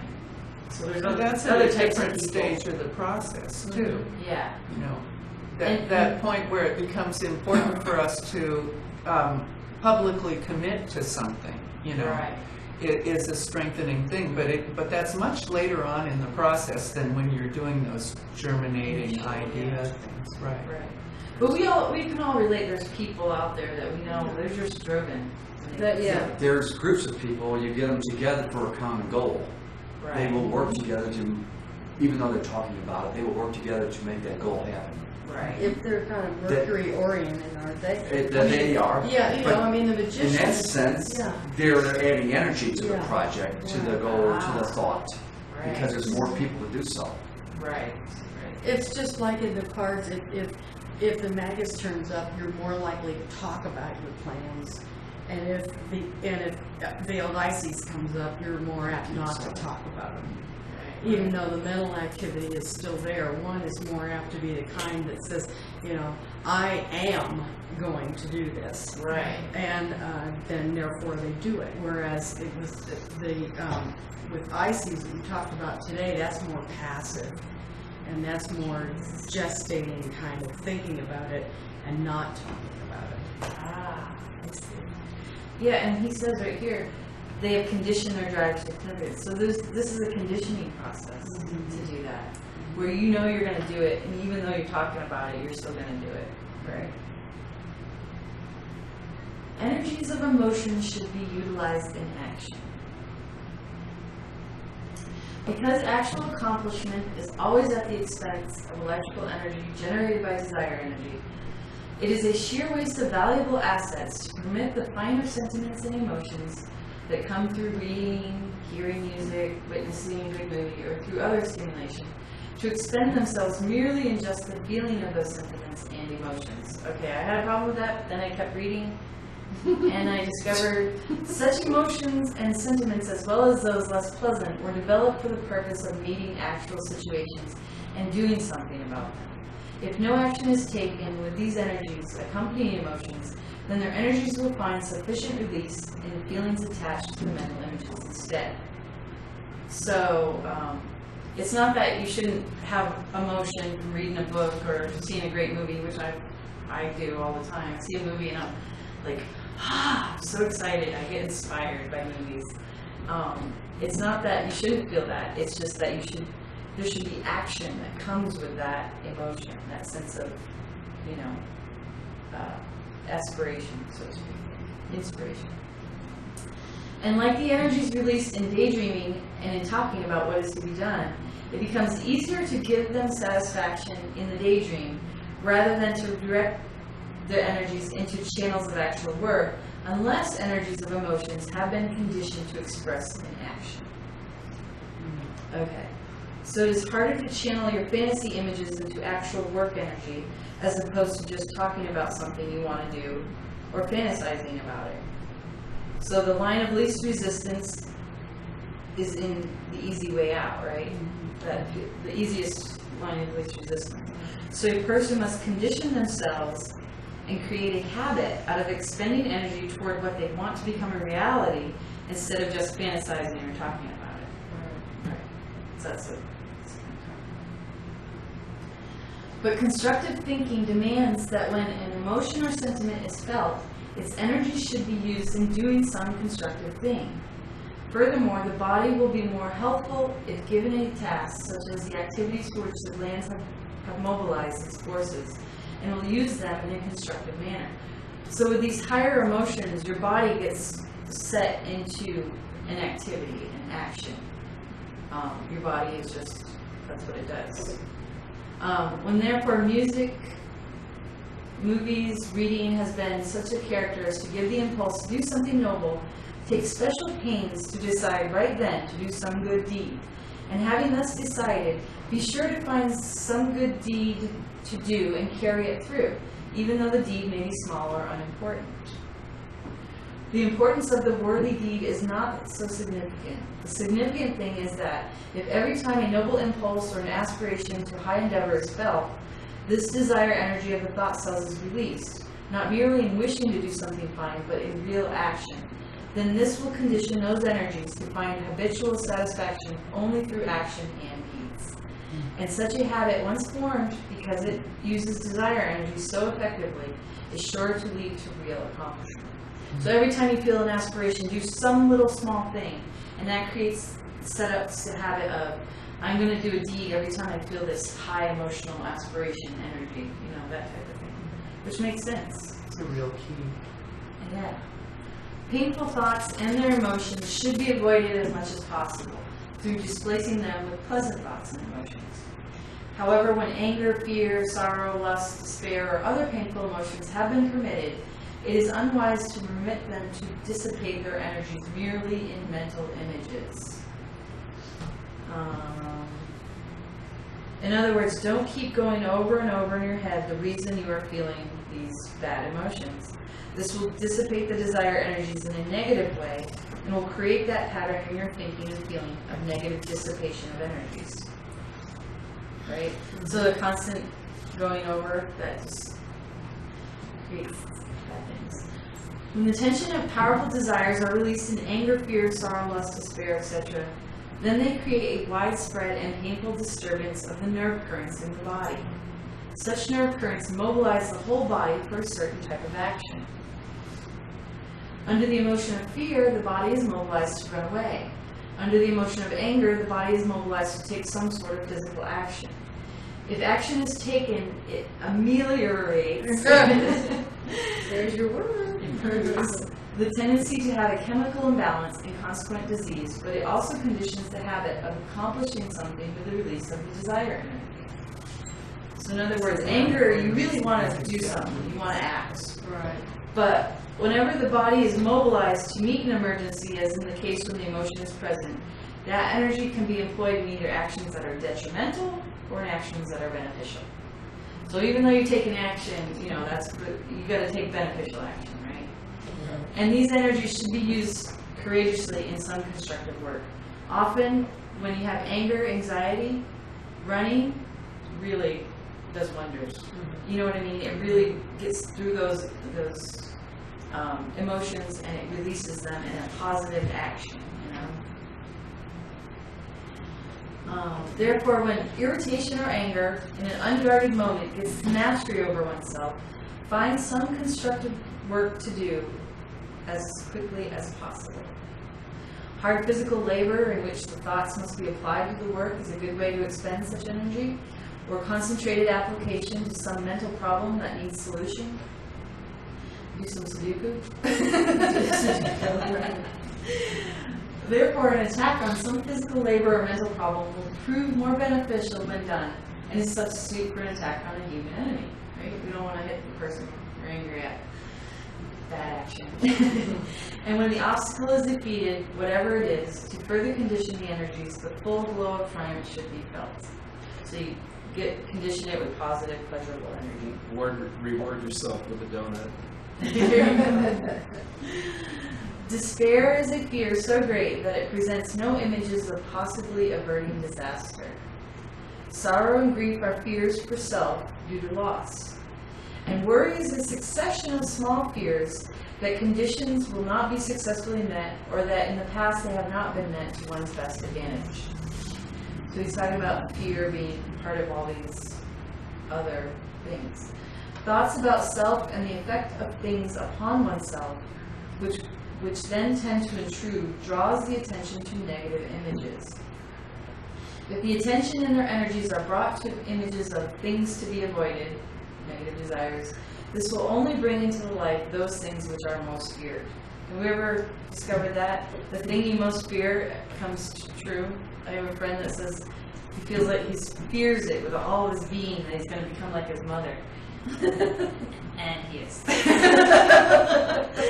You can't fear it. Well, how do you get around it? I don't want to do it. I know, but fear is not the way to go. What you resist persists. What you resist persists, Can I right? ask something now? Yeah. Is that isn't just a momentary fear. I mean, we all have these little Right. fleeting thoughts of, and then I always kind of go like this in my brain and just put a cancel on it, you know. Right. Just, no, and then I just let it go. This is the kind of persistent fear, right? This is like Right. over a course of time where you Chronic fear. keep thinking about it over and over again. It's not just one of those fleeting thoughts. Right. Better not be. Because you don't want to repress it. You have to acknowledge it. Okay, I fear that. But then not give it energy. Go, okay, it's acknowledged, let it go through, and move on. And don't keep harping on it. Try to direct. There's where your directed thinking comes in. You need to direct your thoughts into other things because you have that emotion, but it can be dissipated, you know. But it definitely has to be acknowledged first. It can't be repressed. In this, they are in direct contrast to caution, which is an intellectual appraisal, unaccompanied by emotion, of a situation for the purpose of deciding the best course of action. Therefore, if difficulty is experienced in diverting the energies of a negative emotion, such as fear, into productive channels, then a strong interest should be developed, such as in assisting others, or in some other unselfish work, so as to take the mind away from the thoughts about self. That is very, very key, discovering that. That's, I don't have to say anything more about it. We all understand that? Okay, so displacing painful thoughts. Alright, it is better not to permit painful thoughts to enter the mind or for discordant emotions to be present. If one realizes that progress is only possible through acquiring ability to overcome difficulties, and that the only manner in which this ability can be acquired is through experience in overcoming difficulties, there will be less of a tendency to harbor painful thoughts when difficulties are present. So you have to go through the difficulties, know that you can get through them, and then you don't have to worry about it so much. Situations, whatever they are, should be analyzed intelligently to discern the best course of action. But after the period of carefully analyzing the best manner of meeting a difficulty, and a decision as to the best course of action has been made, the attention should be kept away from the painful images of the difficulty it suggests. I like this. It says, glass is half full, glass is half empty. Half full, no wait, half empty, no, half, what was the question? Hey, I ordered a cheeseburger. This is the 4 basic personality types.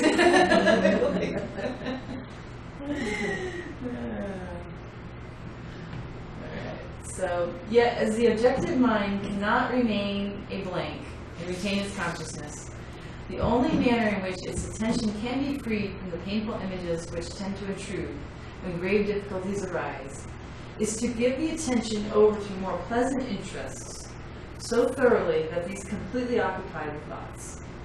So you form a pleasurable interest that takes your thoughts away from the painful, discordant thoughts.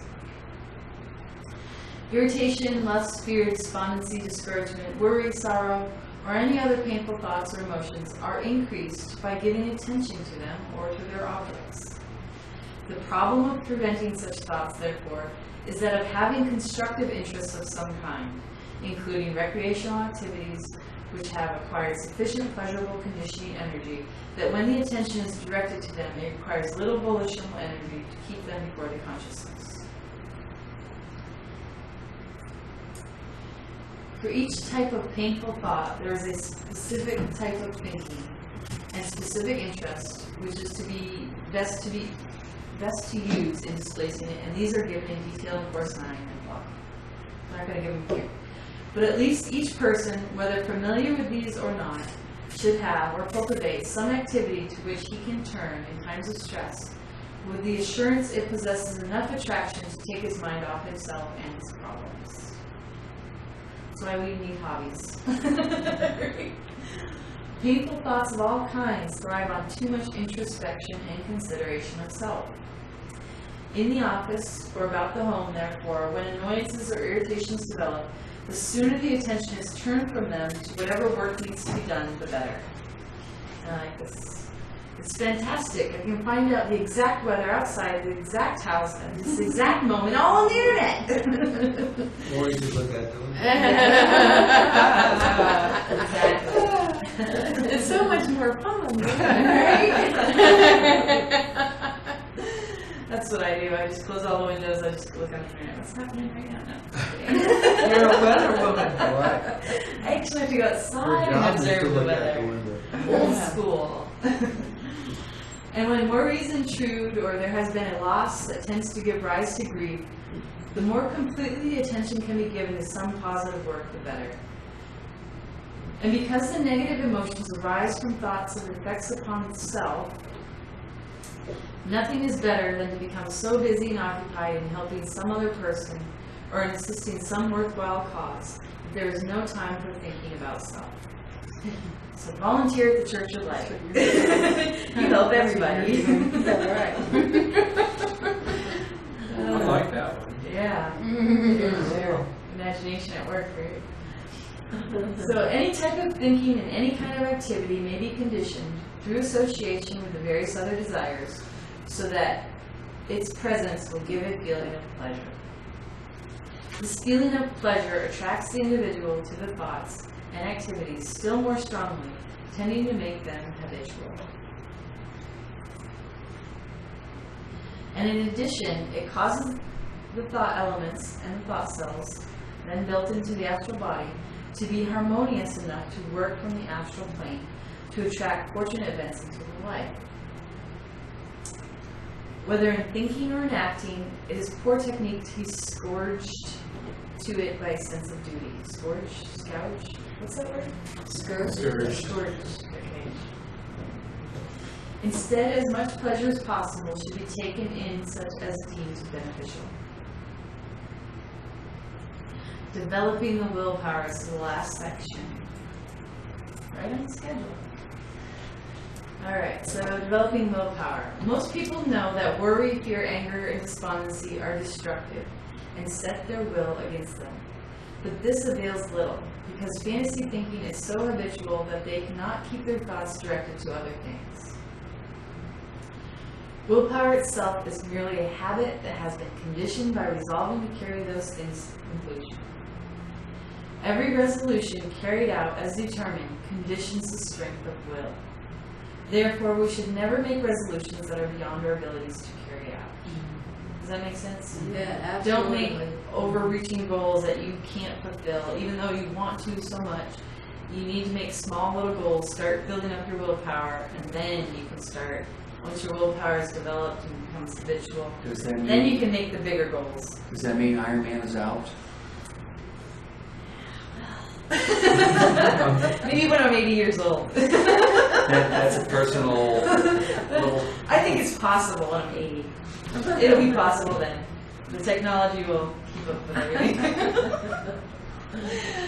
All matters of consequence in life that call for decision should be carefully analyzed in detail. Writing out all factors that favor each side of a decision helps prevent desires from warping the judgment, other than to give a correct appraisal of the situation. You write the positives and the negatives and try and make a decision, right? And then you look at them both and you go, I still can't make the decision.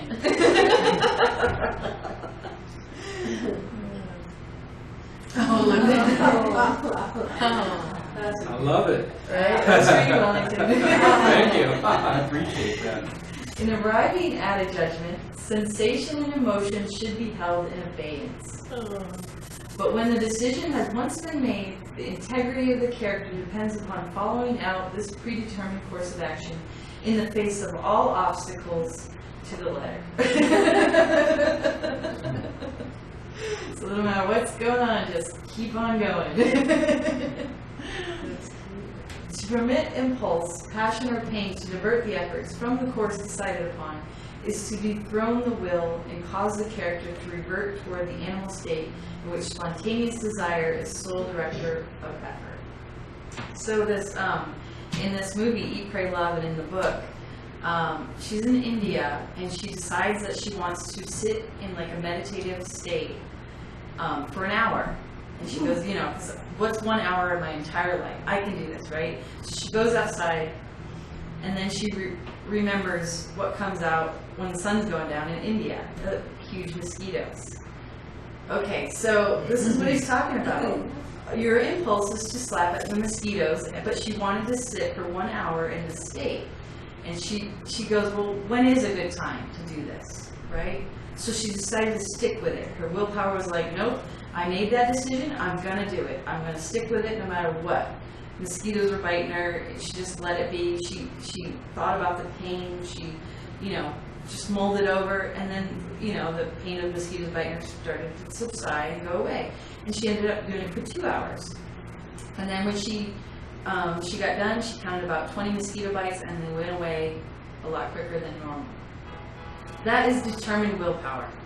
And no matter what, even though you weren't preparing for the mosquitoes, she wasn't preparing for that. She made the decision and decided to keep with it. And I think that's what Zane's talking about. Don't let other things intrude. People of fixed wills have thus cultivated a habitual mood of resolute determination. Thus also, people of energetic will, through conditioning, have cultivated a permanent mood of energetic activity. This mood vitalizes whatever they attempt to do. So, again, it's all about conditioning. We can do this. You can do anything you want, right? Within possibility.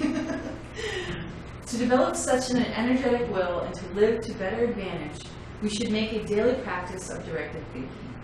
Whatever requires our attention should chain our thoughts to the exclusion of irrelevant images.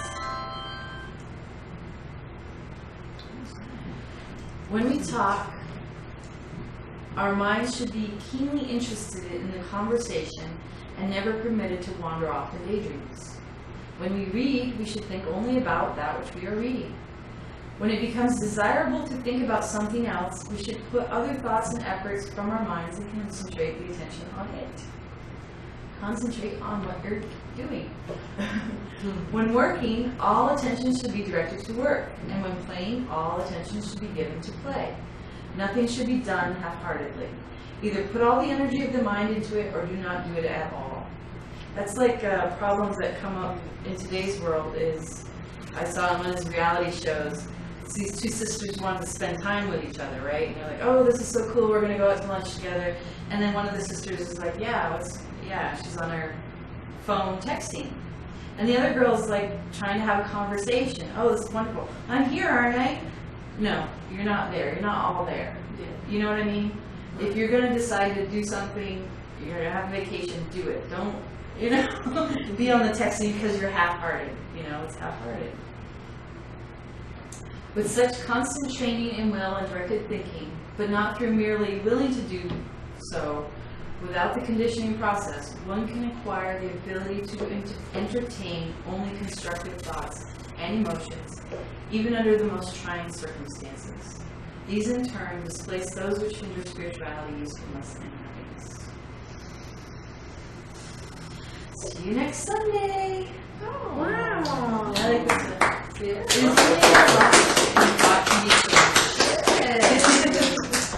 Look at perfect timing. Question and answers. Any questions? Any questions, answers, discussions? I think our brains are pretty much fried. This weekend's been a long day for you guys. So that was I know, I studied a course in creativity once, and a lot of this reminds me of the intended direction of thought or developing, you know, an action or a solution. But there was also an acknowledgement in that, and they used the old computer model to demonstrate it, that once you, for instance, collect a lot of data and information and you learn about the subject that you're applying your attention to and you direct your thinking toward it, and then when you've entered all that into the computer, it used to be that you would press enter and a screen would come up that says, now please wait. Well, everything gets unconsciously collated, and You know, so I think that this emphasizes the yang willful aspect of the mind without also acknowledging the benefit of the spontaneous, unconscious participation that doesn't have to be a distraction from directed thinking. It can feed right into opening up the imagination, you know, having the answer come as you step on the bus to take your vacation. You know, they gave all kinds of examples of how great scientific insights happen when, you know, the famous one is the guy who gets into the bathtub and realizes the water displacement is how to, measure the weight of metal and stuff like that.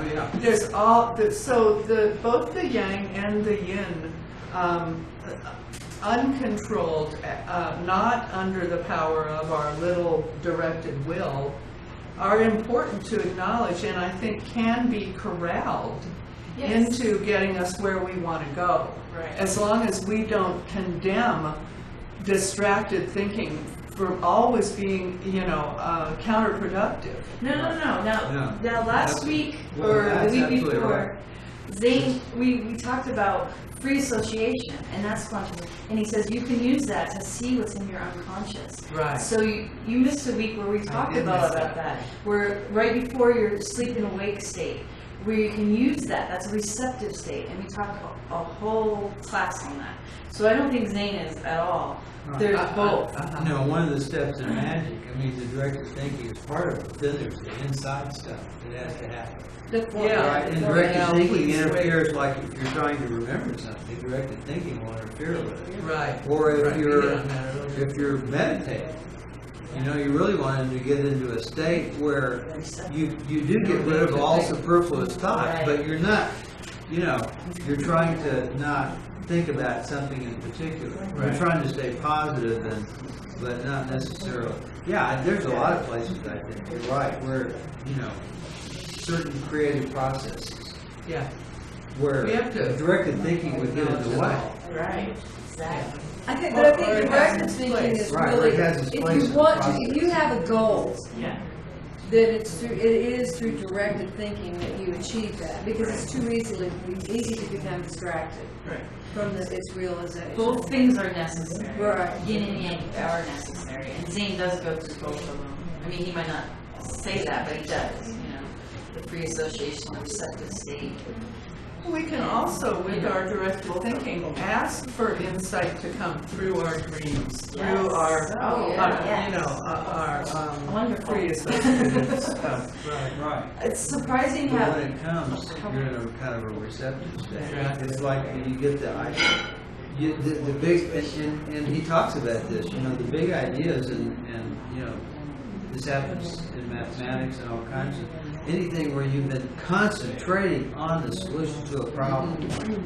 And then, when you're not thinking about it, and in fact, you're not doing directed thinking at all, boom, it pops right into your head, the answer. That's what's being emphasized in this Exactly, creativity right. course. Right, you know, when that happens to me mostly is when I first wake up in the morning. Yeah. You become aware of I it. just totally think, if I have a problem, if I just sleep on it, you know, the old adage is just sleep on it. And when you wake up, boom, there it it's is, just there. In fact- And it's real obvious, you know, then you think, why didn't I think of that? Right. You know? That process of directed thinking, but also, you know, directing the unconscious mind.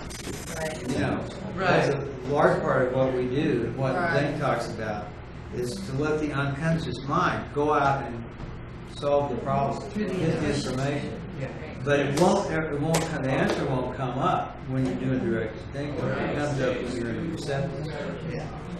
The benzoin ring is another What? example of that.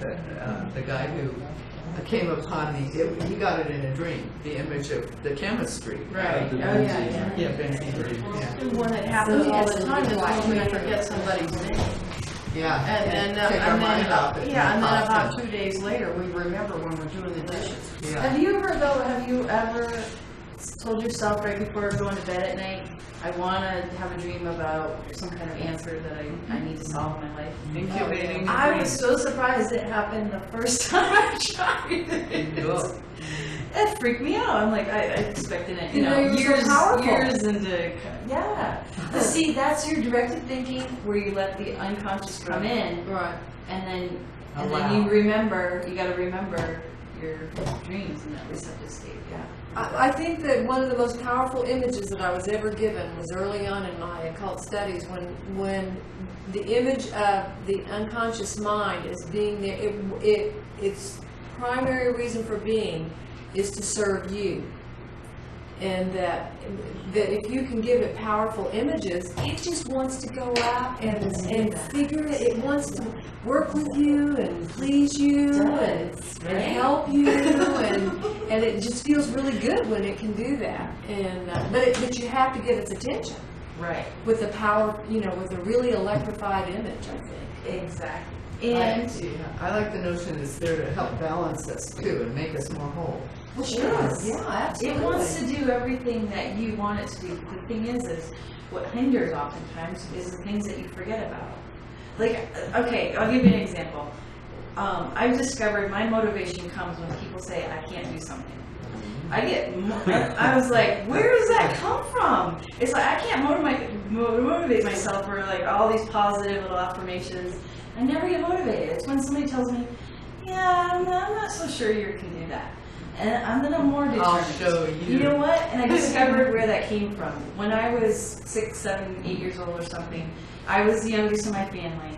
And we were climbing Mount Monadnock, the most climbed mountain in New Hampshire, by the way. So we were going, and all my brothers and sisters were like, no, she can't do it, she's too little, she's young. I was like, no, I want to go, I wanted to do everything with all my brothers and sisters. No, I was determined.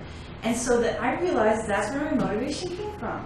I was second up on the top when we got to the top. And I discovered that when somebody told me I couldn't do something, I wanted to do it. It was just now that I discovered there's where my motivation came from. It was from childhood. So see, that's where looking into your unconscious does want to help you out. It's just all those things that you've packed into it for so long of your life that you've forgotten about it, but your unconscious has been working with you in all those thoughts. It's not distinguishing, it's coming in like a sponge. That's where you want to look back, see where those things come from, and then go, oh, okay, I want to change that now. Right. I want positive affirmations to motivate me. Something else I thought of, Yvette, that we were talking about the senses, that there used to be 7. Yeah. What was that first one? The one that you mentioned early on? It's intuition. Well, intuition is the other. I remember the other okay. one is intuition. Okay. Used to be one of them. Actually, I think when we were kids, didn't they teach that? And they teach 5 physical senses, and then. But for there used to be there's actually 7. Right. Then intuition Yeah. and telepathy are actually physical type senses. He They're claims not like, they're physical. They're not like Right. clairvoyance and clairaudience and all Right. that. They actually somehow, according Right. to because what they we depend teach, on the ascending and electromagnetic. receiving of the It's electromagnetic. it's a It's a physical very thing. physical thing. Right. Right. Thank That you, was great. Yvette, Yeah, that was thank wonderful. you very much. Thanks everybody for showing up.